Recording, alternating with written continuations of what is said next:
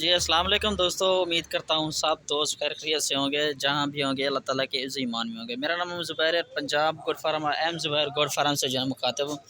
आज अल्हम्दुलिल्लाह से दोस्त आए हुए हैं उकाड़ा से, माशाल्लाह से 4 बकरे लिए हैं, ठीक है ना, 2023 की कुर्बानी के लिए, ठीक है ना। ये देख लें, ये पहले नंबर वाला ये बकरा है और दूसरे वाला ये बकरा है, ठीक है ना। और चौथे नंबर वाला ये बकरा खड़ा है जी, और चौथे नंबर वाला, तीसरे वाला ये था और चौथे नंबर वाला ये बकरा है, ठीक है ना। और भाई से मुलाकात भी करते हैं, ठीक है ना, सारा कुछ इनसे भरते हैं।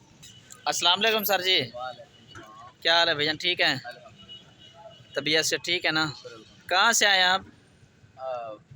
अपनी लोकेशन उकाड़ा वाली या इस गोट फार्म दी अपनी लोकेशन तुसी की जिद जिला उकाड़ा था। अच्छा उकाड़ा से है माशाल्लाह। कितने जानवर लिए हैं? 4 सही हो गया। कोई ज़्यादा महंगे तो नहीं मिले ना आपको? ज़ोर ज़बरदस्ती तो कोई नहीं हुई ना? और ये भी बता दें कि कितने कितने के लिए कितनी बकरे लिए हैं आपने? 60,000 के हिसाब से लिए हमने 4 बकरे लिए हैं सही 2,36,000। सही माशाल्लाह।